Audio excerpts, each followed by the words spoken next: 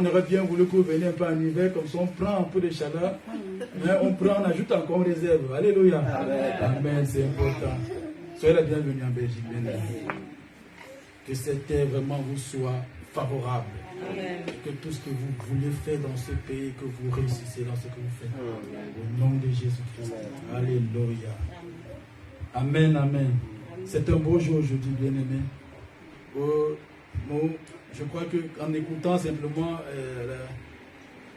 la chante, la servante de Dieu, conduit la louange, je me suis dit, waouh, est-ce qu'elle est venue me voir dans la semaine pour qu'on parle un peu du sujet de ce semaine, de ce jour bien. J'ai dit, bon, alléluia, on peut dire qu'il n'y a que Dieu qui rend toutes choses cohérentes. Amen. Alléluia. Bénissons Dieu. Par rappel encore, bien aimé, il faut savoir que ce mois, nous sommes dans le mois de l'exaucement. Et vous devez savoir, pour ceux qui nous suivent via les réseaux sociaux depuis longtemps, vous devez savoir que nous suivons un chrono qui nous aide à tenir le cap par la grâce de Dieu et à garder la foi, écouter la voix de Dieu, à être enseigné et prêché en même temps. Et c'est par la grâce de Dieu que nous gardons vraiment ces enseignements et ces thèmes. Il faut savoir que ce n'est pas pris à la légère, ce sont des thèmes qui sont inspirés de Dieu pour que nous soyons aussi conduits dans la présence. Car c'est la parole de Dieu qui garde toutes choses. Amen. Alléluia. Nous bénissons Dieu. Et aujourd'hui, bien aimé, j'avais écouté tous le message du pasteur Malin. Je me dis souvent que quand j'écoute son message et qu'après je dois peut-être annoncer encore le message, qu'est-ce que je vais encore dire? Parce que j'ai l'impression qu'elle a tout dit. Je me dis souvent que qu'est-ce que je vais encore dire de plus qu'elle n'a pas dit. Mais on a toujours un soufflement du Saint-Esprit qui nous dit parle de ceci. Alléluia. Ce que je veux dire, c'est quoi? C'est que ceux qui sont dans la présence de Dieu sont ceux qui ne manquent pas de quoi dire, qui ne manquent pas de paroles, qui sont nourris constamment de la parole de Dieu. Et c'est l'une des grâces aussi que nous avons, c'est d'avoir la servante de pasteur Malin comme le leader de cette église. Amen. Alléluia, soyez bénis. Je vais d'abord rendre grâce à Dieu aussi pour vraiment ce moment qui m'a permis de me tenir devant son peuple. C'est une grâce et c'est un honneur. Je bénis Dieu. Et je vais aussi remercier sa servante, pasteur Malin, qui m'a encore renouvelé sa confiance ce matin, de me donner la charge d'annoncer la parole à Dieu. Bien aimé, c'est une responsabilité que nous tenons, mais nous devons le tenir en sachant que ce n'est pas seulement sur la chair que nous prêchons, mais nous vivons ce que nous prêchons. Alléluia. Nous vivons ce que nous disons. Donc, c'est une charge de dire une chose, c'est une autre charge de marcher selon cela. Donc, on a une conscience qui nous tient en tout acte, en toute œuvre confiante. Alléluia. Béni sois-tu, Seigneur Jésus. Amen. On va lire un texte. Et le sous-thème, le sous-titre ou le sous-thème de ce jour, c'est connais, Dieu a vu ta prière, Dieu a exaucé tes prières. Ou on peut dire acte 10, 4. Tes prières et tes aumônes sont montées devant Dieu et il s'en est souvenu. Amen. Alléluia.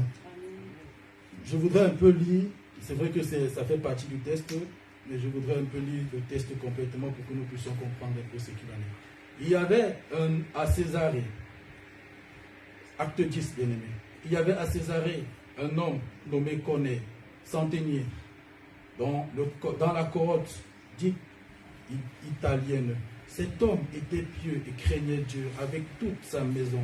Il faisait beaucoup d'aumônes au peuple, il priait et Dieu continuellement. Il priait Dieu continuellement. Dites avec moi, il priait Dieu continuellement. Dieu continuellement. Alléluia, c'est très important. Vers la 9e heure du jour, il vit clairement dans une vision un ange de Dieu qui entra chez lui et qui dit, Corneille, les regards fixés. Donc c'est Corneille qui fixe les regards sur lui. Et saisi d'effroi, il répondit, qu'est-ce Seigneur? L'ange lui dit, tes prières et tes aumônes sont montées devant Dieu il s'en est souvenu. Alléluia. Envoie maintenant des hommes à Joppé et fais venir Simon, nommé Pierre. Il est logé chez un certain Simon Corréeur, dont la maison est près de la mer. C'est lui qui te dira ce qu'il faut que tu fasses. Alléluia. Je vais m'arrêter là, mais je crois que tout ce qu'on dira fera jusqu'à tout le chapitre. Et parce que c'est un peu long le chapitre, je vais résumer en même temps. On va résumer, mais je vous inviterai bien aimé à lire bien ce chapitre, à lire bien ce texte parce que c'est très riche. Alléluia. Alors, ça parle d'un homme qu'on appelle Corneille. C'était un centenier. Donc, un centenier, apparemment, dans cette époque-là, on l'appelait centenier, c'est des personnes qui tenaient des centaines de personnes, dont quelqu'un qui était dans l'armée. Et il avait une certaine autorité et qui lui permettait d'avoir une certaine position dans la société. Et cet homme, ce n'est pas simplement le fait qu'il était déjà bien placé, bien positionné dans la société, il ne s'est pas contenté de cela. Mais il allait plus loin, il s'est dit, il faudrait que je m'approche de celui qui donne la vie, qui donne l'autorité. Et c'est pourquoi il a été touché par le Saint-Esprit de commencer à craindre Dieu. La Bible dit qu'il craignait Dieu, alléluia. Donc il craignait le Seigneur et il priait continuellement. Donc c'est l'attitude que l'on a à avoir, de prier continuellement. Parce que la vie de prière, ce n'est pas simplement de prier un jour, de prier 2 jours, mais de prier continuellement. Ça veut dire de prier sur un texte, sur un thème ou sur un sujet continuellement. Parce que si on parle de prier continuellement, c'est d'avoir un sujet que Dieu nous donne et on prie dessus continuellement jusqu'à recevoir l'exaucement, c'est-à-dire recevoir la réponse de Dieu. C'est ça pour la parole de Dieu. Alléluia. C'est pourquoi cet homme, il est beaucoup inspirant parce que, ce texte est beaucoup inspirant parce que le Seigneur pose la caméra sur lui pour dire que cet homme priait continuellement. Et c'est très important parce que Dieu donne aussi un signal à ses enfants de savoir prier continuellement. Amen. Amen. Et il se trouve qu'à une certaine heure, il se tenait souvent, il avait toujours un ton de prière qu'il tenait bien et il s'est vraiment tenu, il gardait cela vraiment très, très, très à cœur. Et à l'heure où il devait prier un de ces jours, il reçoit une visitation d'un ange qui vient vers lui. Alléluia. C'est les choses que, bien aimé, quand on rencontre dans notre vie. Et je crois que cet homme avait reçu c'était la première visitation qu'il a eue. Parce que la première visitation de Dieu vous marque toute votre vie. Parce que la première parole que vous avez reçue de Dieu, vous ne pourrez pas marcher sans cela. Parce que c'est avec ça que vous arrêtez et vous marchez toute votre vie sur la terre. Parce que c'est ça, là, exactement, le début du salut. Amen. Et Corneille avait compris cela. Et il était vraiment attentif. C'est pourquoi la Bible dit, il fixa le regard sur lui. Il a fixé le regard sur l'ange. Quand est-ce que Dieu parle? Est-ce qu'on fixe le regard sur lui? Quand nous sommes visités, est-ce que nous fixons le regard sur Dieu, sur la parole de Dieu? Parce qu'aujourd'hui, certains enfants de Dieu, quand nous avons la visitation de Dieu, et il faut même déjà savoir quand est-ce qu'on connaît qu'on a une visitation. Parce que c'est déjà ça, déjà le problème. Parce que si tu ne connais pas quand est-ce que tu as une visitation, comment est-ce que tu pourrais être attentif? Alléluia. Mais les visitations de Dieu sont claires et nettes. Alléluia. Ça ne se rate pas. Amen. Ça ne se rate pas. Dès que tu lis la parole de Dieu, bien aimé, tu vas rentrer dans la visitation de Dieu. Est-ce que quelqu'un peut comprendre? Si tu lis la parole de Dieu, la Bible, tu rentres dans la parole de Dieu, la révélation que tu as, bien aimé, c'est une visitation de Dieu. Amen. Est-ce qu'on se fait comprendre? Alléluia. Donc, c'est à ce moment-là, c'est pourquoi les enfants de Dieu, nous lisons déjà avec une négligence de la parole de Dieu. C'est ce qui nous crée déjà des problèmes. On ne sait même plus quand est-ce que nous sommes visités par Dieu. Parce que quand tu lis la parole de Dieu, Dieu t'entend, il te voit lire la parole de Dieu dans l'intimité, il voit que ton cœur est disposé, il te parle. Amen. Il te parle et là, tu sens que là, tu es visité par Dieu. Amen. Donc, il faut savoir qu'il y a plusieurs types de visitations de Dieu. Amen. Et ce cas de Corneille, c'est quelqu'un qu'on voit qu'il vivait beaucoup l'hospitalité, parce que la Bible parle qu'il faisait des aumônes. C'était un monsieur très hospitalier. Pourquoi?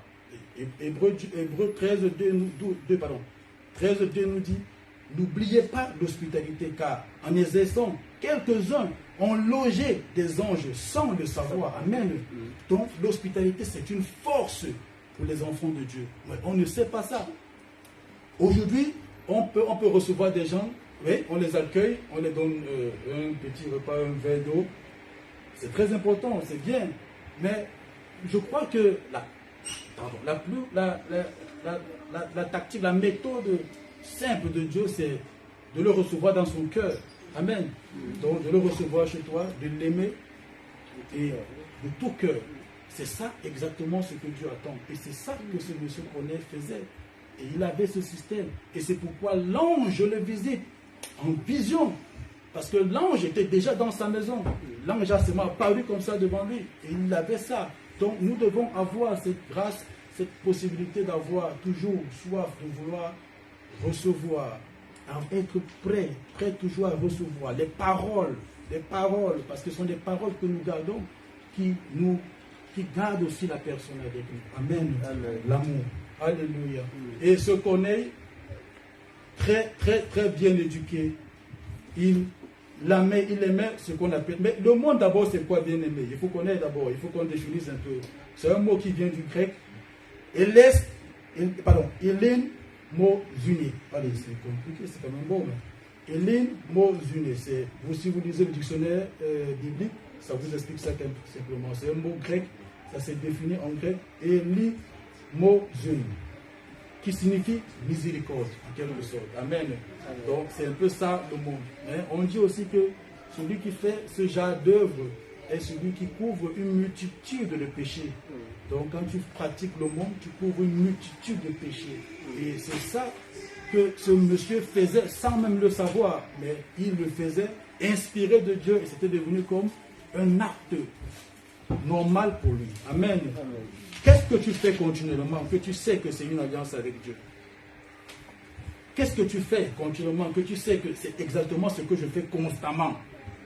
Parce qu'il faut se dire, qu'est-ce que tu fais constamment? Parce qu'il faut savoir qu'en tant qu'enfant de Dieu, on a une relation avec Dieu. Et cet homme n'était même pas encore dans le Seigneur. Il craignait simplement Dieu. Alléluia. Il craignait simplement Dieu. Il avait une alliance avec Dieu. Il s'est dit, je vais donner mon aumône, je vais prier. Il savait que là, je garde Dieu avec moi. Je sais qu'un jour, quelque chose va se passer. Alléluia. Amen. Et c'était vraiment quelque chose de très fort. Prier, c'est très bien. La Bible nous parle, si on peut lire un peu Matthieu 6, 2 à 6.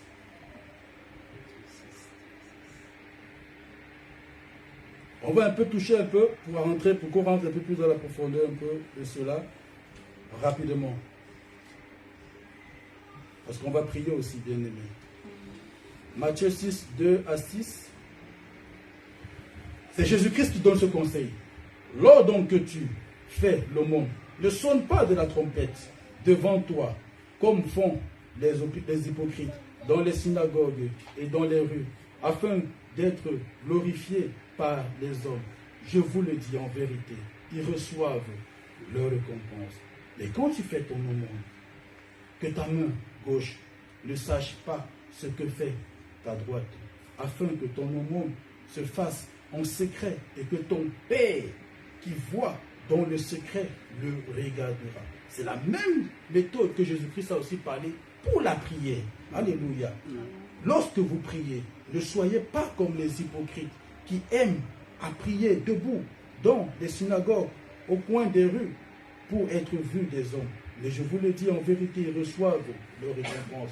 Mais quand tu pries, entre dans ta chambre, ferme ta porte et prie ton Père qui est dans le lieu secret. Et ton Père qui voit dans le secret te le rendra. Amen. C'est un système que Jésus-Christ a. Vous comprenez donc que l'aumône, ça a sa place comme la prière. Parce que si Jésus-Christ les met dans la même zone, ça veut dire qu'il comprend qu'il attire l'attention sur les chrétiens, sur les enfants de Dieu. Prenez ça en considération, c'est très important. Et c'est vrai qu'aujourd'hui, on a avec l'église qui s'était réunie, on a fini par détacher la valeur de l'aumône. Parce qu'on s'est dit, ok, avec les apôtres, on ne tenait plus compte des aumônes. Donc ce qui était pour l'autre était pour moi. Ce qui était pour l'autre était pour moi. Donc ça n'avait plus trop sa valeur. Mais Jésus-Christ attire l'attention sur ça, de garder toujours cela comme des bonnes œuvres. Amen. Et, bien aimé, c'est très important. Le temps de la prière, le temps qu'on ait appris pour la prière, on se rend compte que c'était la 9e heure. C'est très important de noter ça. La 9e heure que qu'on s'est mis à prier. Mais quand je pense de 9e heure, ça me fait entendre, parce que quand je lisais ça, ça me faisait penser à l'histoire de Pierre et Jean qui sont rentrés dans le temple pour prier. C'était la 9e heure. C'est Acte 3,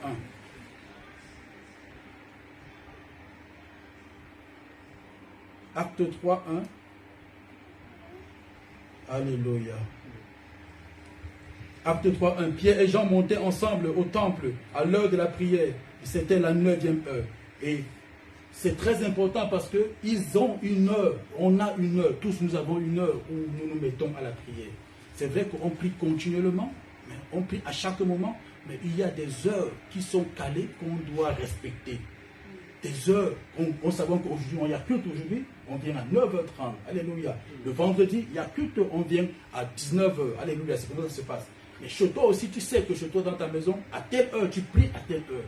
Même si tu es au bureau, tu peux prier continuellement, méditer. Quand l'esprit t'inspire, tu pries. Mais il y a des heures précises que nous devons nous conformer à prier parce que c'est très important, bien aimé. C'est très important cela. Alléluia. Amen, amen. Et ce sont des heures où, c'est à cette heure-là où le Seigneur vraiment rentre pour exaucer qu'on est.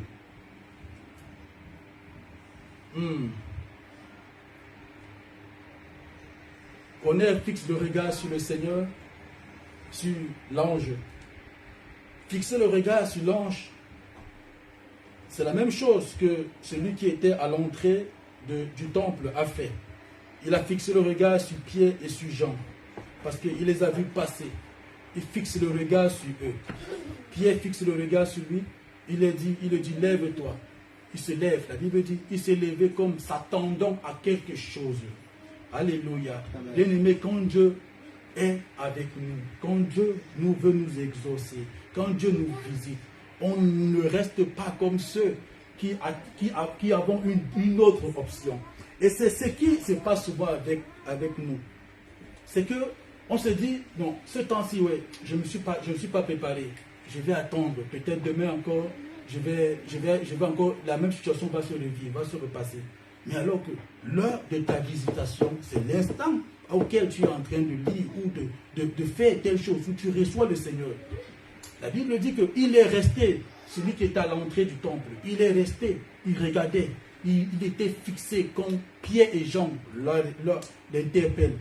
Il demandait l'aumône aussi. C'est l'aumône qui demandait. Mais Pierre et Jean avaient plus que l'aumône à lui donner. Mais il a dit, lève-toi. Ils ont dit, lève-toi. Il fixa le regard. Il veut dire, comme s'il s'attendait.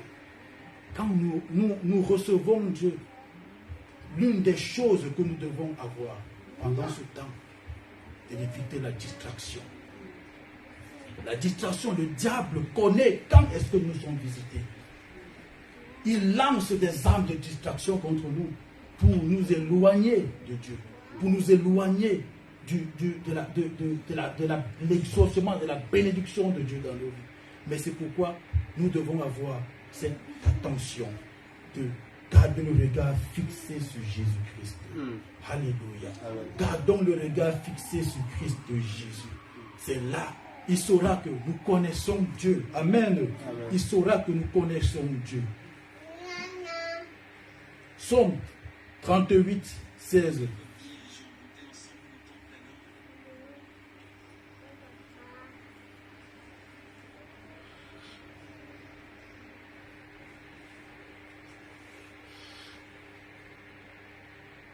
Psaume 38, 16. Éternel, c'est en toi que j'espère. Tu répondras, Seigneur, mon Dieu. Ça, c'est David qui le parle. Il dit au Seigneur, c'est à lui qu'il espère. Parce que celui qui s'attend à Dieu espère en Dieu.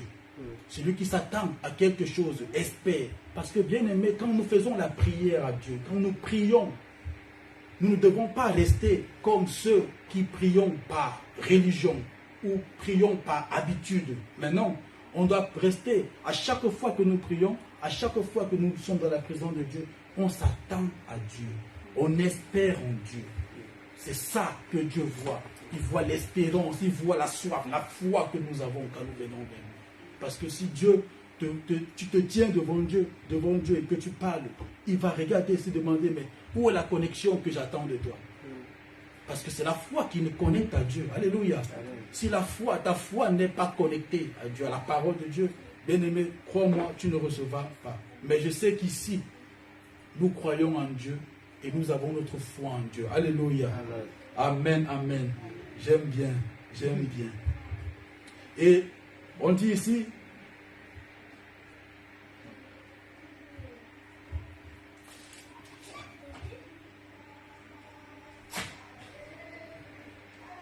des regards fixés sur lui, saisi d'effroi, il répondit, qu'est-ce Seigneur? Et l'ange lui dit, tes prières et tes aumônes sont montées devant Dieu. Il s'en est souvenu. Envoie maintenant. Alléluia.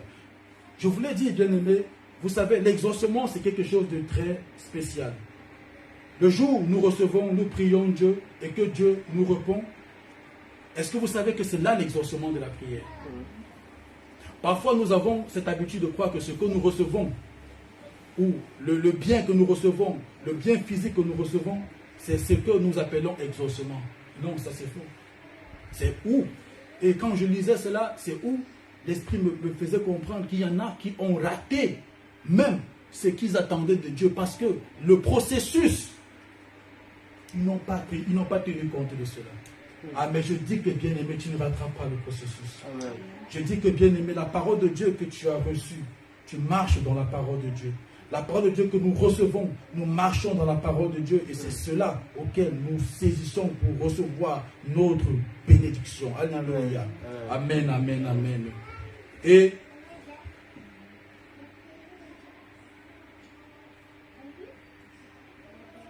l'ange lui dit, fais venir Simon, surnommé Pierre. Il est logé chez un certain Simon, correilleur, dont la maison est près de la mer. Et c'est lui qui te dira ce qu'il faudra que tu fasses. Amen, alléluia. Bien-aimé, c'est très important parce que Christ fait sa part. Dieu fait sa part et il laisse le soin aussi à ses serviteurs de faire leur part. C'est une erreur de croire que tu seras béni ou tu recevras quelque chose pas par aussi un homme ou par un serviteur de Dieu. Parce que quand Dieu te bénit, quand Dieu te parle, Dieu a déjà mis ses serviteurs là, auprès, pour pouvoir être le lien par lequel il va passer pour te bénir. Je ne dis pas que Dieu ne peut pas le faire directement avec toi, mais il y a des circonstances. Là, celui-ci, il y avait certains codes que lui ne connaissait pas, mais que Dieu ne pouvait pas, parce que Dieu ne parle pas beaucoup. Dieu te donne simplement ce que tu dois faire et te dit, fais ainsi, et tu fais. Il veut tester ton obéissance. C'est là ce qui se passait, parce que Dieu voulait tester son obéissance. Il a dit, fais simplement ceci, parce que Corneille, c'était un grand, c'était dans cette époque-là, c'était un centenier, il était élevé en autorité. Donc, il avait une certaine autorité. Mais Dieu l'apparaît, il lui dit, fais ceci simplement. Et c'était là ce qui se passe, parce qu'il a obéi. Il y en a beaucoup qui ont raté dans leur famille, ou quand, c'est-à-dire, leur famille prie, mais il y en a que Dieu attend simplement qu'ils fassent l'obéissance de quelque chose pour être béni, pour que toute la famille soit bénie. Bien-aimés, vous ne comprenez pas. Bon, je vais dire simplement la chose simple, c'est que nous pouvons être tous ici. Nous avons tous le Seigneur. Alléluia. Il y en a que Dieu peut choisir en disant que ce n'est pas toi que je veux passer pour faire quelque chose avec ce peuple. Ce n'est pas toi que je veux passer pour faire quelque chose avec ceci. Mais si tu n'es pas attentif à ça, ce n'est pas que Dieu ne va pas accomplir cela, mais non, il pourra passer par quelqu'un d'autre. Attention, parce que le plan de Dieu n'échoue jamais. Mais Dieu dit, je veux passer par toi parce que je veux glorifier. Et il va le faire. Il y en a même qui sont encore dans le monde. Je parle à quelqu'un ici. Qui sont dans le monde, mais qui ne savent pas que leur obéissance à la parole de Dieu, l'obéissance que nous parlons ici, c'est quoi? C'est simplement dire, Seigneur Jésus, que je te reçois comme Seigneur et Sauveur. Quand je parle, nous parlons ici à ceux-là qui n'ont pas le Christ en vécu, qui marchent dans une vie qui ne plaît pas à Dieu. Mais alors qu'il y en a dans leur famille qui souffrent, qui attendent simplement, qui crient à Dieu, mais Dieu regarde à celui-là, dit que c'est toi que j'attends, lève-toi, lève-toi. Oh, God, thank you. Dieu dit ça à toi, c'est toi que j'attends, lève-toi simplement. Mais la personne est toujours assise. Il est toujours dans ce qui lui plaît, dans les choses qui ne plaisent pas à Dieu, dans ce qui ne glorifie pas Dieu, ce qui lui plaît. Alors que Dieu demande simplement, ce que tu veux là, je te donnerai au centuple si simplement tu obéis. Alléluia. Bien-aimés, soyons attentifs à la parole de Dieu, parce que ce que nous recevons de Dieu, ne croyons pas que c'est simplement pour nous, mais c'est pour une multitude. On va comprendre ça plus tard. Alléluia. Genèse 8, 21.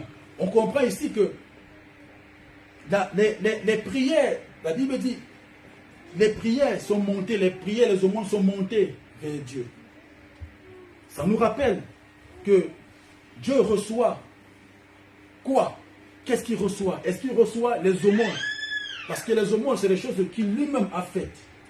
Les aumônes, les prières, c'est lui qui nous inspire toutes les prières. Mais Dieu reçoit quoi? L'attitude de ton cœur, ta vie. Il reçoit ta vie de prière, ta vie de sanctification. Il reçoit ton obéissance. L'obéissance, c'est le sacrifice qu'on appelle par excellence. C'est ça qu'on appelle l'obéissance. Et c'est ça qui monte vers Dieu. Et quand c'est monté vers Dieu, bien aimé, Dieu s'est souvenu de connaître. Et c'est la même chose avec Noé. La Bible dit qu'il a offert des sacrifices à Dieu, des bêtes pures. Ah, bien aimé, une vie de sanctification, c'est une bonne chose. Des bêtes pures, une vie, le cœur était bon. Dieu a dit, je veux maintenant, je ne vous dirai plus la terre. Donc il a déclaré maintenant les belles paroles. C'est-à-dire que lui seul, Noé seul a obéi à une vie de sanctification. Il a obéi à ne pas renoncer. Parce qu'en sortant de l'âge, Noé pouvait faire des choses qui ne sont pas bien. Mais il a décidé de se conformer à la parole de Dieu. Et cela a plu à Dieu. Dieu a béni toute la terre. Bien aimé, ton obéissance peut faire bénir même ton pays. Amen. Ton obéissance peut faire bénir ton pays. La Bible dit dans le livre, je crois, ça c'est Job qui le dit, c'est la Bible de Job, que Dieu prend un homme comme une nation. C'est-à-dire que Dieu peut te voir, il voit seulement, il te voit, il voit ta nation devant toi. Donc il te voit, il voit ton pays, il peut te voir, il voit ta ville. Alléluia. Donc tout ce que nous avons à faire, tout ce que nous faisons, sachant que ce que nous faisons, nous impliquons plusieurs avec. Pas que nous, mais nous impliquons plusieurs avec. C'est pourquoi attention à ce que nous faisons. Ce que nous faisons, c'est très important. Chaque enfant de Dieu doit avoir une maturité, une conscience tellement mûre à savoir que ce que je fais, ça ne m'implique pas que moi, mais ça implique beaucoup. Quand tu es enfant de Dieu chrétien, tu te dis chrétien et que tu te permets encore devant des personnes qui veulent connaître Dieu, de faire des mauvaises choses, tu fais du vol, tu fais le mensonge, tu dis des conneries, l'impudicité, bien aimé, et que après tu te fais appeler chrétien. Chrétien, c'est un nom de famille. Chrétien, c'est un nom de famille, bien aimé. Si j'ai ma famille, mon nom, je garde ce nom précieusement et je fais à ce que mes enfants ne s'amusent pas à faire des conneries sous prétexte de ne pas salir le nom que je me suis battu à garder pur, à garder dans le bon sens. Donc pourquoi on voit ce nom? C'est pourquoi des grands aujourd'hui, des grands comme des Trump, des Bill Clinton, je peux parler de cela, ils veillent à leur image, ils veillent à ce que leurs enfants ne font pas n'importe quoi. Même le roi que nous sommes dans ce pays, ils ont une ligne de conduite, pas seulement parce que eux, ils ne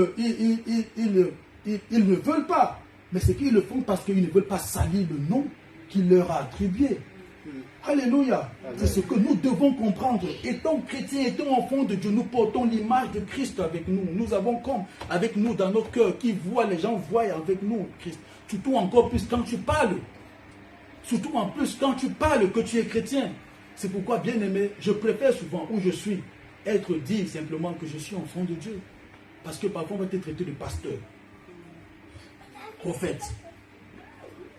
Mais je dis simplement, j'aime dire que je suis enfant de Dieu. Parce que là, vous ne me voyez pas, mais pas les fruits que je produis. Parce que les fruits que je produis témoignent simplement ce que je suis. Et ce que tu fais, ça se produit par les fruits que tu donnes. C'est ça qui est plus important. Alléluia. Amen. Donc, bien aimé, faisons attention à ce que nous faisons. Je ne sais pas pourquoi, mais le Seigneur veut que j'attire l'attention sur son peuple à cela. Alléluia. Et il a offert cela. Il offre à Dieu et Dieu bénit. La bénédiction de Dieu, c'est la parole de Dieu. Ce sont des bonnes paroles de Dieu. Quand Dieu apparaît dans ta vie, quand Dieu apparaît, nous avons dit ici que quand nous lisons parfois la Bible et que nous avons le réma, parce que ça c'est le logos, mais il y a le réma. Le réma, c'est la révélation. Là, crois-moi, tu as reçu la visitation de Dieu. Et là, si tu t'arrêtes à ça, c'est là où tu n'as pas compris. Et c'est ce que Dieu a dit ici à Corneille. Que Corneille, fais ce que tu dois faire. Fais seulement ceci. Va dire à telle personne. Va voir Pierre. Ah, bien-aimé. L'obéissance, c'est une chose. Des choses simples parfois. Et Dieu nous teste dans notre position. Parfois, dans ce que nous prenons comme précieux, c'est là où Dieu vient regarder et dit, écoute, là, est-ce que je veux que tu fasses ceci. Là, tu te brises complètement. Corneille était un homme qu'on ne donnait pas vraiment des instructions, pas n'importe qui. Mais il reçoit, il dit, va. Le Seigneur lui dit, va. Envoie des gens. Ah. Il devait travailler son obéissance. Et il obéit à Dieu. Alléluia. La Bible dit que Dieu s'est souvenu de ses prières. Dieu s'est souvenu. Écoutez, bien-aimés, il y a une chose que nous devons comprendre. Il dit ici, tes prières et tes aumônes sont montées devant Dieu. C'est-à-dire que ta prière, ta vie de consécration, ta vie en Christ, ta vie, ton service devant Dieu, tout ce que tu fais, toutes tes bonnes œuvres sont montées devant Dieu. Mais il y a des choses qui montent devant Dieu, bien-aimé, mais il y a des choses que Dieu attend, qu'on prie pour qu'il puisse se souvenir. Est-ce que vous savez ça, bien-aimé? C'est la Bible qui nous le dit. Parce qu'il y a des prières que nous avons faites à Dieu depuis très longtemps. Mais c'est toujours là. Mais le problème, c'est même que parfois, on le fait, mais on quitte, on part. On fait une prière, 1, 2 fois, 3 fois, on a arrêté. On a dit, ok, Dieu a écouté. Oui, il a écouté, mais est-ce qu'il s'en est souvenu? C'est ça qui se passe. C'est que Dieu rappelle ici. C'est Christ qui s'est présenté devant Corneille. Attention, il faut dire les choses clairement. C'est Christ même qui s'est présenté devant Corneille. Lui-même. Et il dit, tes prières et tes aumônes sont montées devant Dieu. Il s'en est souvenu. Le souvenir de Dieu, bien aimé, c'est ce qui change tout. C'est ça l'exaucement. Alléluia. Esther 6, 1 à 9. La Bible dit que Mardochée avait fait une œuvre très forte en sauvant le roi de quelque chose qui devait se passer, d'un piège qui devait se passer contre lui. Le roi. Donc Dieu a tellement, Dieu s'est souvenu, c'est Dieu qui se souvient de Mardochée. Et Dieu touche le roi, le met dans une position bizarre dans sa nuit. Il lui dit, mon ami, tu ne vas pas dormir. Parce que il y a celui-là qui m'a fait quelque chose à moi, qui doit être récompensé. Alléluia. Et le roi n'a pas pu dormir. La Bible dit que le roi se lève, il ouvre le livre, il demande, il lit, il dit, mais est-ce que celui-ci, il a reçu quelque chose de ce que il a fait? Chaque bonne œuvre que tu fais, dans le secret ou devant les gens, mais dans ton cœur, que tu le fais de tout ton cœur pour Dieu, bien aimé, crois-moi, Dieu voit tout. Et cela, une récompense. Dieu n'est redevable à personne. Quand je venais ici, Dieu me disait ça. Ça me rappelle. Dieu n'est redevable de personne du tout. il ne doit personne. Parce que chaque chose que tu fais, il te le rend. Tu ne peux pas dire que tu en veux à Dieu. C'est impossible. C'est impossible que d'en vouloir en Dieu, qu'il ne t'a pas fait ce que tu as donné. Non, non, tu mens. Ça, c'est le mensonge. Parce que Dieu remet ce qu'il reçoit. Il ne remet pas comme il a reçu, il remet en bon. Au centuple en plus. Mardochée n'était rien du tout. Mardochée n'était qu'un portier. Mais le roi le visite. Le roi le décore en roi. Mardochée avait pris le statut. Il est revenu à la position qu'il avait. Oh, bien-aimé. Il y a des esclaves qui marchent sur des chevaux. Mais toi, qui es fils du prince, qui est un prince, qui est fils du roi, tu marches à pied. Mais il faut que ça change. Ça change, bien-aimé. À cause de ce que tu as fait, Dieu a regardé à toi et dit, c'est maintenant, toi, il faut que tu reprennes la place qu'il a tienne. Mardochée, c'est un roi. Nous sommes les fils du roi. Alléluia. Amen. Donc quand le roi faisait ça, il ne savait pas que, écoute, celui-là, c'est un roi. Et il est décoré déjà en position de roi. Amen. Amen. Parce que ton statut, ce n'est pas ce que tu es. Ton statut, c'est ce que Dieu dit que tu es. Alléluia. Amen. Et c'est ça que Dieu va changer. Parce qu'il y en a beaucoup qui vivent un statut qui n'est pas le nôtre. Non, il faut le dire clairement, même en tant qu'enfant de Dieu. Même en tant qu'enfant de Dieu. Mais il faut déjà savoir que l'assurance que nous avons en étant enfant de Dieu, c'est qu'on va parvenir à cela. On parviendra à cela tout en persévérant. Amen. Amen. C'est la persévérance qui nous ramène là où nous devons être. Alléluia. Amen. Et Mardochée a compris cela. Mardochée a été décoré. Il a été mis. Il est monté sur le cheval. Ah, bien-aimé, quand Dieu te décore, quand Dieu te distingue, l'apôtre Paul demandait aux enfants, il disait, mais qui vous a distingué? La distinction, c'est quelque chose de très précieux, bien-aimé. Quand Dieu te distingue, crois-moi, ça peut bien être ça. La distinction de Dieu, ça change. Peut-être sur le coup, après, tu ne vas pas comprendre. Mais avec le temps, tu commences à comprendre que, attention, il y a des choses que je vois qui ont changé dans ma vie. Parce que ce que je faisais avant, ce n'est plus ça. Ce que j'avais avant, ça ne devient plus meilleur. La position, la façon dont on me traitait, ça a changé.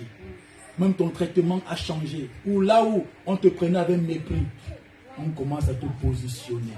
On dit, voici sa place ici, là. Sa place est réservée. Gardez-lui sa place. Ah, bien-aimé, Dieu est fidèle. Alléluia. Alléluia, Dieu est fidèle. Genèse 30, 22 à 23. Le Seigneur se souvient aussi de Rachel. Rachel qui n'enfantait pas avec Jacob. Le Seigneur se souvient d'elle. Elle avait déjà une attitude de honte, de mépris en elle. Et elle a fini par donner à cet enfant le nom. Et elle s'est dit en elle que c'est mieux de dire que Dieu a ôté mon opprobre. Donc Dieu ôte l'opprobre quand il se souvient de toi. Bien-aimé, celui qui met son regard en Jésus-Christ n'a jamais honte. Parce que peu importe, même si les paroles, même si l'humiliation vient, que tu es en Christ, tu sais que non, jamais, parce qu'il est passé par là. Il m'a déjà oint, il m'a déjà investi. Je n'aurai plus honte. Amen. Parce que quand Christ rentre dans ta vie, la honte s'en va. Amen. Alléluia. Amen. Amen. Apôtre Paul dit, je n'ai pas honte de l'évangile. C'est une puissance. Alléluia. Amen. Donc on n'a pas honte. On sait que là où nous sommes, c'est la position que Dieu a mis. C'est une position distinguée. Alléluia. 1 Samuel 1, 11. C'est Anne qui fait une promesse à Dieu. Qui fait une promesse à Dieu en disant, si tu me donnes ça, cet enfant. Elle a eu l'inspiration parce qu'elle comprenait que, attention, Dieu a besoin de quelque chose. Mais elle disait même les choses par prophétie même. C'est par prophétie. Bien aimé, si tu pries, tu commences à être prophète de Dieu. Celui qui prie vraiment devient prophète de Dieu parce qu'il parle de la part de Dieu. Et c'est ce qu'elle faisait. Elle a dit, si tu me donnes cela, elle parlait déjà de Dieu. Parce que Dieu ne l'a pas dit cela ouvertement. Mais c'est elle qui parle sous forme de prière. Oh, thank you. Amen. On va rentrer dans cette dimension-là. Alléluia. Amen. Et elle fait ses promesses. Et Dieu, ça sent bon à Dieu. ça semble bon à Dieu. Dieu dit, j'avais même ce souci-là dans ma vie. J'avais ce souci-là même ici dans le pays. J'avais ce souci ici dans ce continent. Comment tu n'avais pas pensé à ça, ma fille? Comment tu as pensé à ça, mon frère?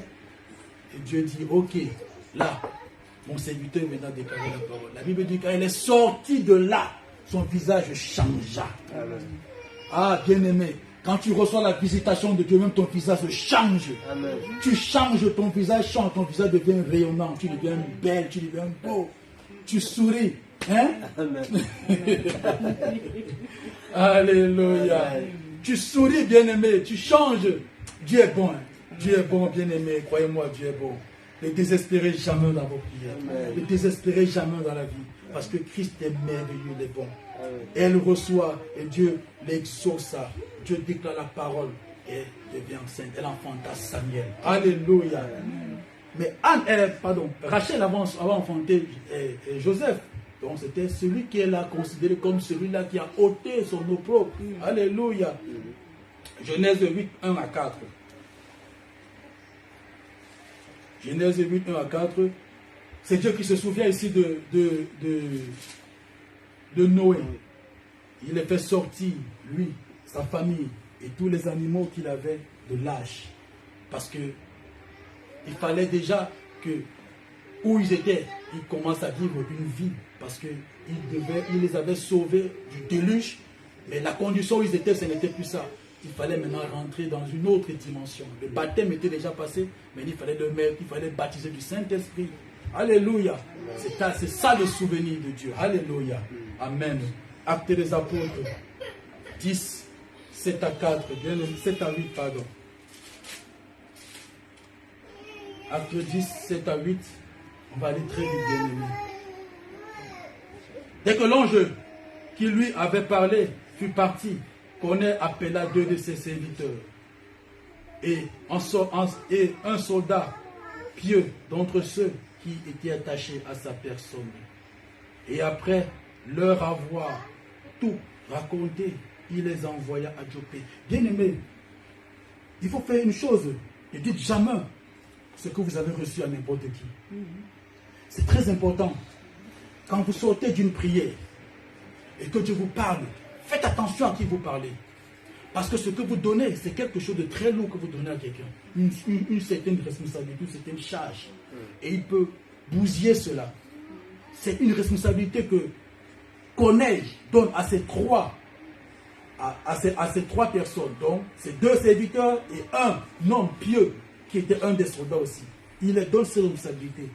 Mais vous comprenez plus tard que quand ces gens-là arrivent vers Pierre, qu'est-ce que la Bible dit? Dieu dit à Pierre, l'Esprit dit à Pierre que, écoute Pierre, c'est moi qui les a envoyés. La Bible ne dit pas que c'est Corneille qui les a envoyés, mais c'est Dieu qui les a envoyés. Alléluia. Donc nous devons comprendre que la parole de Dieu, la parole d'un serviteur de Dieu a un poids fort. La parole d'un homme qui a reçu la parole de Dieu a un poids fort. Quand Dieu te donne sa parole, ne prenez pas ça avec légèreté. Ou une recommandation, ne prenez pas ça avec légèreté. C'est très important. Très important, bien-aimé. Alléluia. Et ce qui se passe, c'est qu'il raconte toute cette histoire. Et c'est très beau de savoir parce que ce sont des personnes qui ne connaissaient pas Dieu. Mais ils partagent avec eux une vision, une parole de Dieu. Ce qui est très important. Et ils reçoivent cette vision. Ça veut dire qu'ils rentrent déjà dans le jeu de Dieu, dans le plan de Dieu. Alléluia. Parce que, bien aimé, Pasteur Malin, il faut faire attention. Parce que ceux avec qui on parle, ce que je te dis, c'est prophétique. Ce que tu parles quand tu reçois de Dieu, ça implique cela. Parce qu'après, tu ne pourras pas faire marche arrière. Parce que si tu fais marche arrière, ça fait de Dieu comme un aventurier. Cours avec cela, jusqu'à ce que de permettre même que ceux à qui tu as donné ces responsabilités, s'ils ne le font pas bien, arrange-toi à ce qu'ils le font bien. Veille à ce qu'ils le fassent bien. Est-ce qu'on se fait comprendre, bien aimé? Alléluia. Merci Seigneur. Et c'est très simple. Corneille avait vraiment soif de quelque chose de Dieu. Il avait demandé, il avait fait des prières à Dieu que Dieu devait exaucer. Mais Dieu lui-même avait déjà son serviteur dans la cité, dans la terre. C'est pourquoi Dieu utilise ceux qui sont sur la terre pour nous bénir. Alléluia. Amen. Dieu utilise tout un chacun pour bénir. C'est pourquoi, bien aimé, faites tout et tout pour être des instruments de bénédiction pour votre prochain. La chose simple, c'est de vivre une vie de sanctification. La vie de sanctification fait que nous sommes des bénédictions pour ceux que nous avons auprès de nous. Alléluia. Amen. Et c'est ça qu'on arrive. Si on lit Genèse 18, 1 à 22, mais on ne va pas tout lire. C'est Dieu qui passe, qui avait un plan pour un endroit, Sodome et Gomorrhe. Il allait avec ses deux anges, avec ceux qu'il avait, il était 3. Ce qui se passe, c'est que Abraham était dans une position qu'il savait parce qu'il avait déjà parlé avec Dieu au préalable. Mais il était dans une position qu'il savait que Dieu allait passer par là. Alléluia. C'est ça. C'est ce qu'on appelle garder des temps de prière. Garder des temps de prière réguliers. Parce que nous savons que Dieu passe par là. Et c'est ce que Abraham avait fait. Abraham savait que Dieu allait passer par là. Et Dieu passait par là. Dieu le rencontre. C'est lui-même qui court après le Seigneur. Il dit, je sais que où tu passes, comme tu passes là, tu es certainement passé devant moi parce que je dois t'offrir quelque chose. La rencontre que nous avons, ce n'est pas en vain. Ce que vous êtes venu faire en Belgique, ce n'est pas en vain, bien aimé. Hein? Eh maman, tu as compris? Amen. Ce n'est pas en vain. Alléluia. Amen. Alléluia. Il faut simplement savoir rester dans la présence de Dieu. Et Dieu donnera toutes les instructions qu'il faut. Vous comprendrez que, après même quand vous serez parti peut-être, vous comprendrez que c'était certainement pour ça que nous sommes arrivés en Belgique. Amen. Alléluia. Amen. Parce que j'entendais le témoignage pour faire venir quelqu'un de l'Afrique puis ici en Europe. Encore 2 personnes d'un coup pour les visas. Bien aimé, ce n'est pas aisé. Amen. Si la main de Dieu n'est pas là-dessus, ce n'est pas aisé. Amen. Alléluia. Amen. Je bénis Dieu pour votre vie. Alléluia. Amen. Amen. Merci Seigneur. Et ils arrivent auprès d'Abraham. Abraham les retient. Il leur dit non, vous ne pouvez pas partir comme ça. Les convainc à rester même dans sa présence. Abraham court, il va faire quelque chose pour offrir à manger. Il dit à sa femme, pas faire quelque chose. Sarah était dans la tente. Il court, et pas récupérer cela. Et fait, il part prendre un beau gibier, un beau truc qui allait offrir à Dieu. Quelque chose qui avait de la valeur à Dieu. Qu'est-ce qui avait de la valeur à Abraham, pas à Dieu. Et il offrit à Dieu ce qui a plu à Dieu. Et Dieu a déclaré la parole de Dieu. Dieu déclare la parole. Dieu dit, où est ta femme, Sarah? Sa femme, il dit, ma femme est à la tente, dans la tente. Oui, la femme, la présence, la place de la femme, c'est parfois là où elle doit être. Amen. La femme doit avoir une position où, quand Dieu a parlé, elle reçoit. L'église doit avoir une bonne position. Bien aimé, il faut comprendre cela. L'église doit être sous la tente. Est-ce qu'on se comprend? L'église doit être sous la tente, dans la tente. La tente, c'est la présence de Dieu. Alléluia. Merci Seigneur. Et c'est ce qu'elle fait. Le Seigneur dit à Abraham, écoute, l'année prochaine, à cette même date, Sarah, ta femme, portera un enfant. Alléluia. Et elle-même, elle n'a même pas cru à cela. Elle n'a même pas cru que c'était une chose possible parce que son âge était déjà épuisé. Elle n'avait plus de force, son mari non plus. Elle voyait, elle dit non, la paix sur ça, ce n'est pas vrai. Abraham, le Seigneur lui dit, mais pourquoi toi tu doutes? Ne mettez pas le doute dans la parole de Dieu. Quand Dieu nous visite, ne mettez pas l'incrédulité. L'incrédulité, c'est la chose la plus mauvaise que nous avons, enfants de Dieu. Et c'est courant. Ce n'est même pas que les nouveaux convertis qui l'ont simplement. Même les vieux convertis sont incrédules. Alléluia. Même ceux qui sont dans le Seigneur depuis âge ont une part d'incrédulité. Et il faut les enseigner. On va lire ça tout à l'heure. Alléluia. Et Abraham reçut vraiment, et il reçut la parole de Dieu. Même si tu doutes, Dieu garde sa parole. Quand la parole sortit de la bouche de Dieu, même si tu doutes, ça rentre. Même si tu dis des choses, mais c'est déjà parti, ça doit accomplir c'est pourquoi ça a été sorti. Alléluia. Et Abraham reçut cela avec foi. Il était sûr de lui. Amen. Amen. Il a dit, oui Seigneur, je sais que tout est possible à celui qui croit. Alléluia. Amen. Alors, et Pierre, les disciples, les envoyés de Corneille arrivent à Jopé, là où Pierre était chez Corneille, chez Simon le corneilleur, le coréeur. La Bible dit, quand ils ont mis le pied dans la ville, Pierre monta au toit.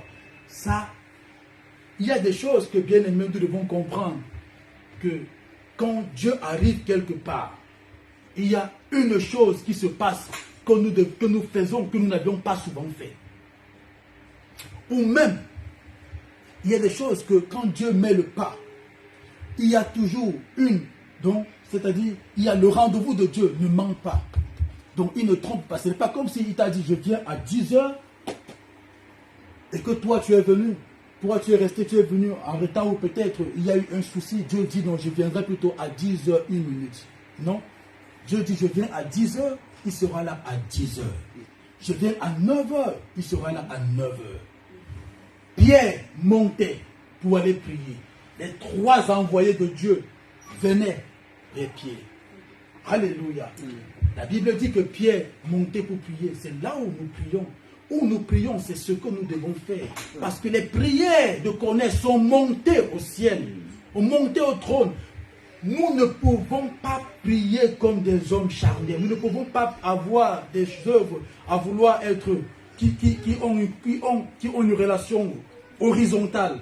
Mais non, ce que nous devons faire quand nous le faisons pour Dieu, ça doit toujours avoir un but de monter vers Dieu. Alléluia. Amen. Les prières de Corneille montaient à Dieu. Les aumônes sont montées vers Dieu. Pierre montait au toit pour prier. Le toit, c'est simplement la position du cœur que tu as quand tu vas à la prière. Est-ce que tu diriges tes cœurs vers Dieu, ton cœur, ou bien vers ce qui est autour? Non, je dirige mon cœur vers Dieu quand je vais vers Dieu. Alléluia. Amen. Et c'est ce qu'il avait, une pensée d'aller prier. Et il allait prier à la 6e heure. Et ce qui se passe, c'est que la Bible dit qu'il tomba en extase. Il tomba en extase, c'est-à-dire dans une position, dans un état second. Dans un état second, donc c'est-à-dire qu'il n'avait plus en lui la capacité d'agir par lui-même. Alléluia. Et c'est la même position que Dieu a mis Adam. Il a fait dormir Adam. Genèse 2, 21 à 23. La Bible dit que l'Éternel Dieu fit dormir Adam d'un sommeil profond. Et il ôta de lui Jacob. Bien aimé, il y a quelqu'un ici qui va recevoir son mariage. Il y a quelqu'un ici qui va recevoir quelque chose. Tu es marié, mon frère? Que Dieu te bénisse. Amen. Et il reçoit. Dieu forme Adam. Dieu forme Ève par le côté de Adam. Et il va avec. Il enseigne.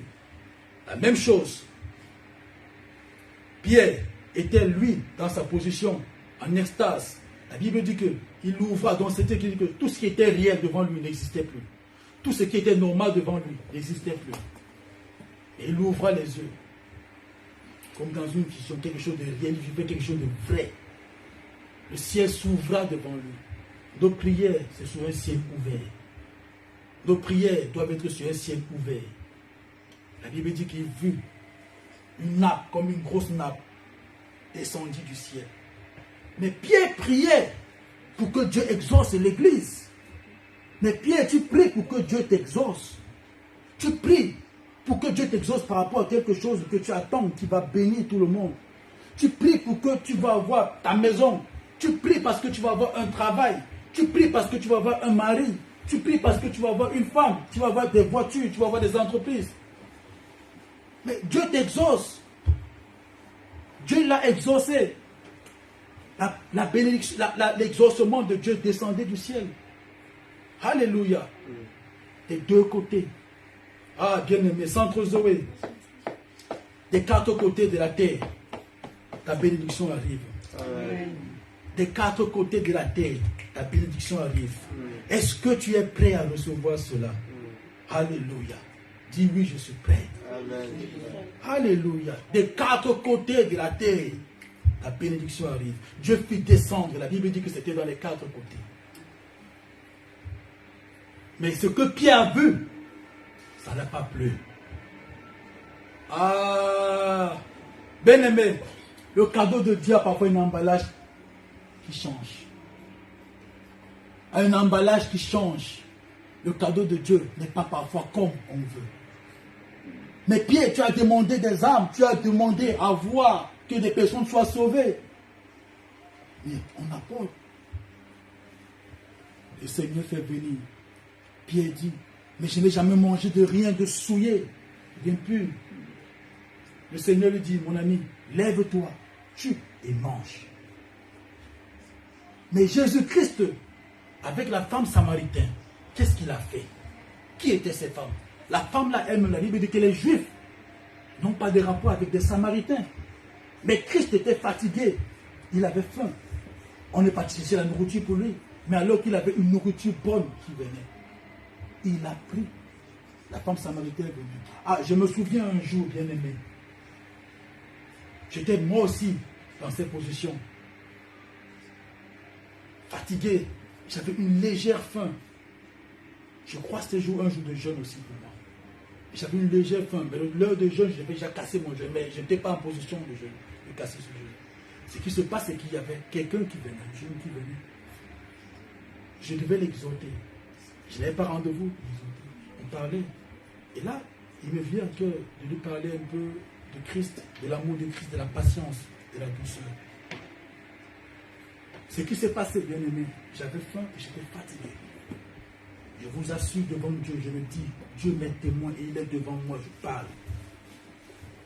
Quand j'ai fini, peu de temps avec ce garçon, la famine, la fatigue, fou, parti. Je n'ai pas bu une goutte d'eau. Je n'ai pas pris un bout de pain. Et simplement à parler de Jésus-Christ à quelqu'un. Ça avait changé l'attitude que j'avais. Je me suis tenu comme ça, je dis Seigneur, c'est vrai ta parole. Et je me suis souvenu directement, dont l'Esprit me ramène directement dans la parole de Dieu, dans le livre où Jésus-Christ a abordé la femme samaritaine. J'ai dit Seigneur, ta parole est vraie. Je me confie, j'ai loué le Seigneur ce jour. J'étais content, je suis même rentré chez moi, je n'ai même pas pensé à manger même après. Parce que je n'avais plus faim. Bien aimé, la nourriture de Dieu, c'est de faire la volonté de Dieu. Ma nourriture, ta nourriture doit être de vouloir faire la volonté de Dieu. Je suis arrivé à cette étape, j'ai compris que ma volonté, ma nourriture, c'était de faire la volonté de Dieu. Jésus-Christ a dit, ma nourriture à moi, c'est de faire la volonté de mon Père. Est-ce que ta nourriture, c'est ça? Est-ce que ce qui te donne la force, c'est quand tu as fait la volonté de Dieu? Est-ce que nous nous appuyons sur la volonté de Dieu? C'est cela que nous devons avoir, nous appuyer sur la volonté de Dieu. Vouloir faire la volonté de Dieu. Et c'est très important. Alléluia. Et il finit. Pierre dit, mais je n'ai jamais mangé de quelque chose d'aussi comme ça. Mais Pierre, c'est ce que tu avais demandé. On t'envoie un mari. Un homme qui vient vers toi. Tu te dis, non, c'est qualité d'homme-ci. Ce n'est pas la qualité-ci que je peux marier.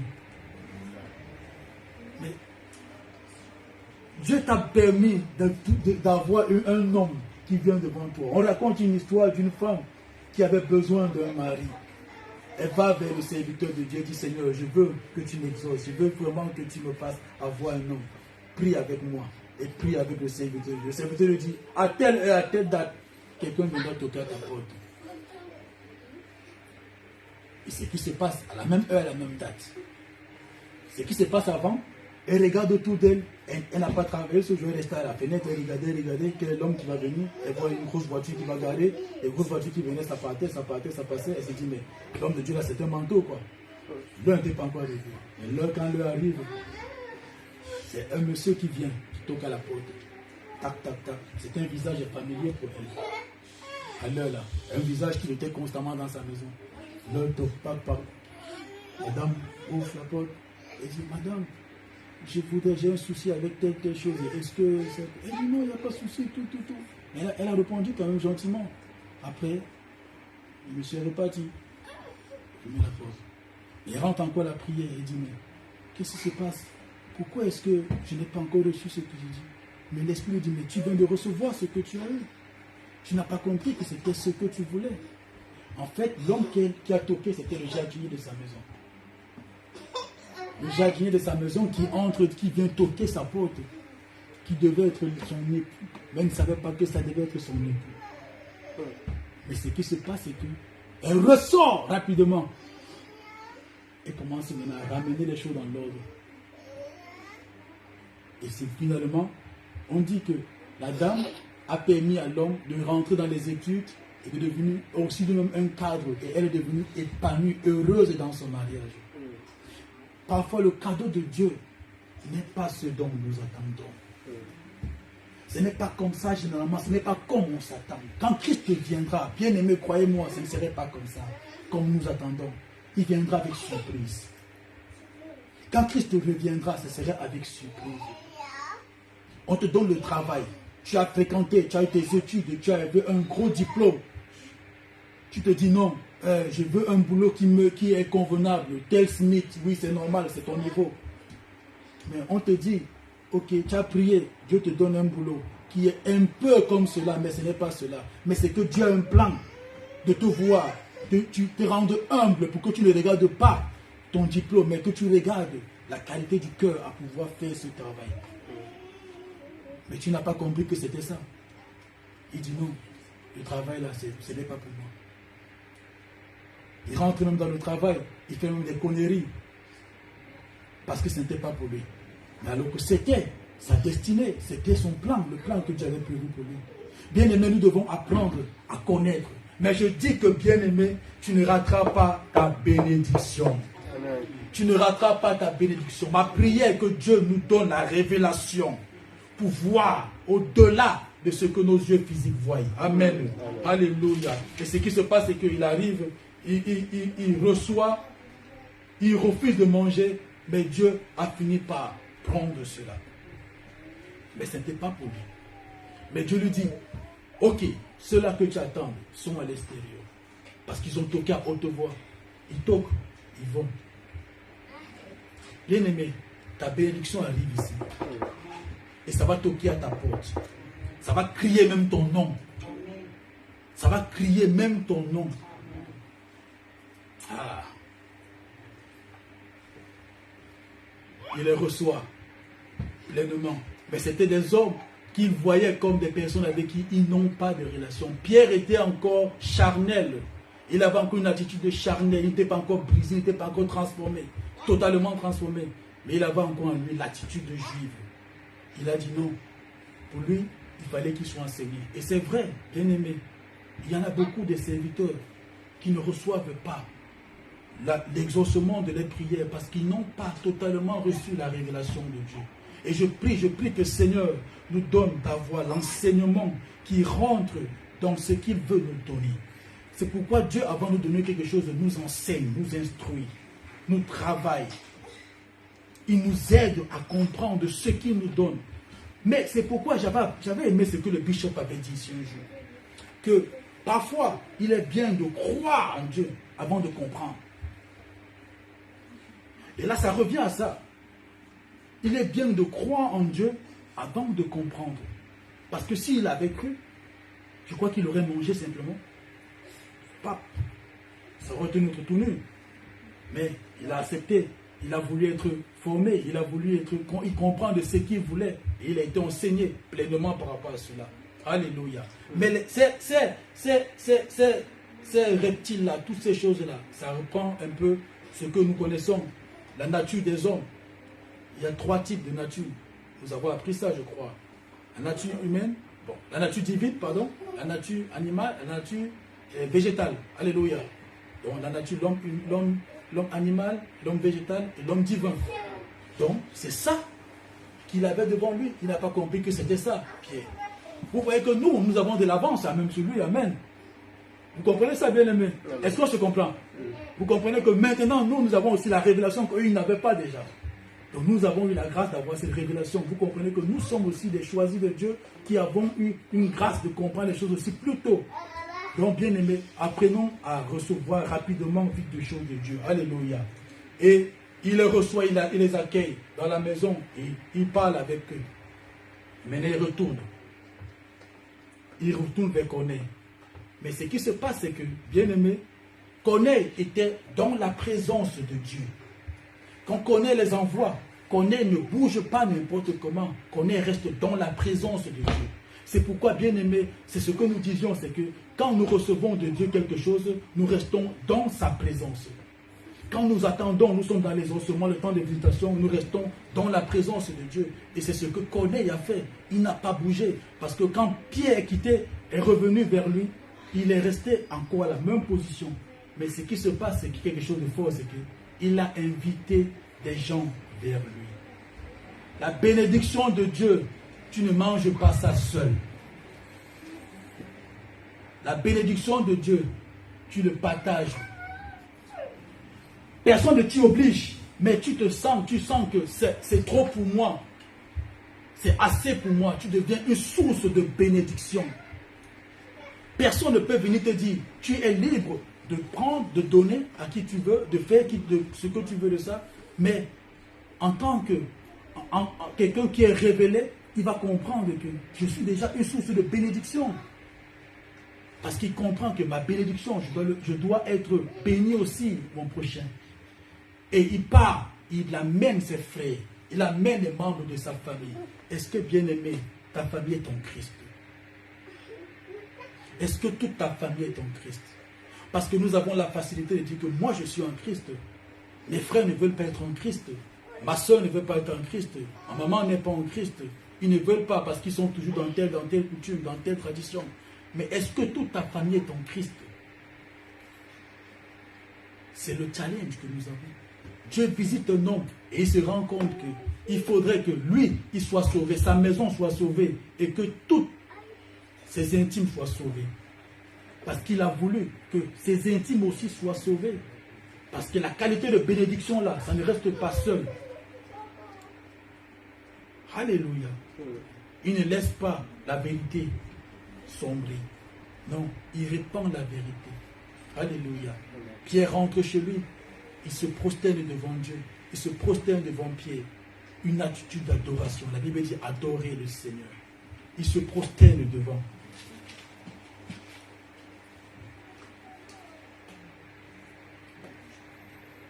Et il resta.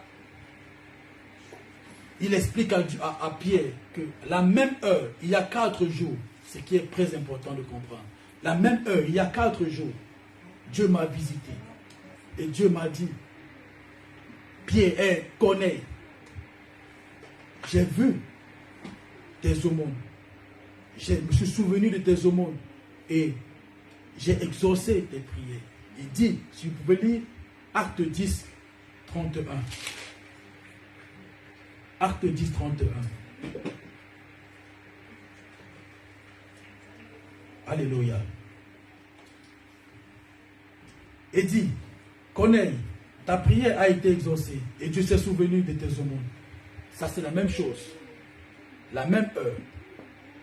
Parce que la visitation est venue. Il est resté dans la présence de Dieu. Et quand le serviteur de Dieu arrive, Dieu avait dit à Abraham, l'année prochaine, à la même date, je reviendrai.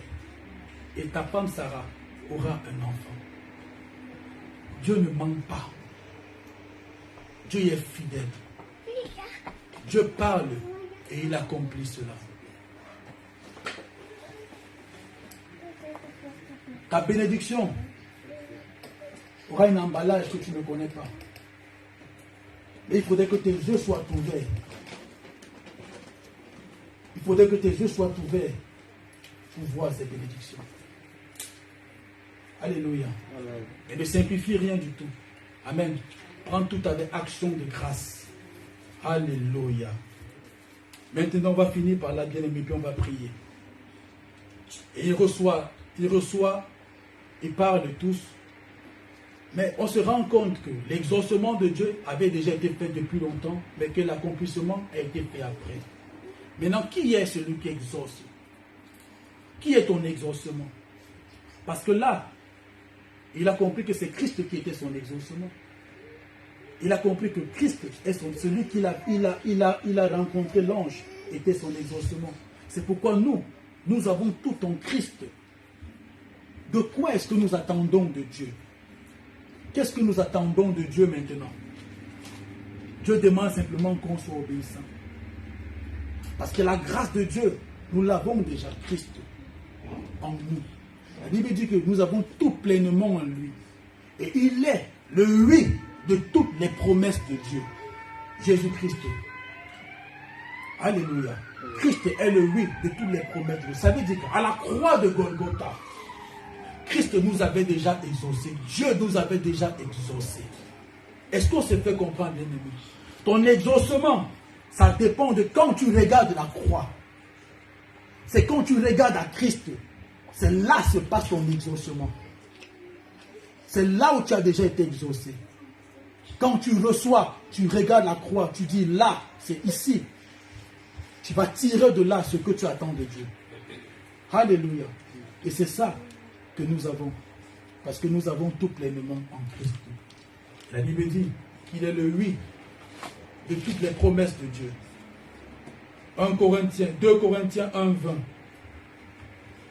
Il est le oui de toutes les promesses de Dieu. Amen. Amen. Donc, bien-aimé, on a terminé là, bien-aimé. Ce que je voudrais te conclure, c'est garde ta relation avec Dieu. Dieu t'a déjà exaucé. Dieu a écouté tes prières. Dieu a vu tes aumônes. Il a vu ce que tu fais. Et Dieu t'a demandé simplement de rester près de lui dans sa présence. Alléluia. Il est le oui de toutes les promesses de Dieu. Bien aimé, on va se lever, on va prier.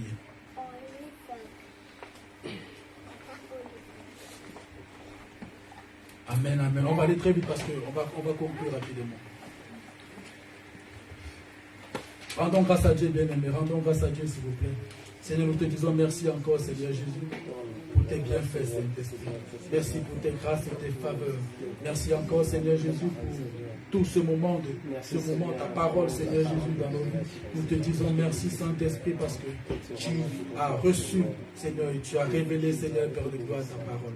Tu as révélé, Seigneur, Père de gloire, éternel, mon Dieu. Merci encore, Saint-Esprit, pour tout. Dans le nom puissant de Jésus-Christ de Nazareth.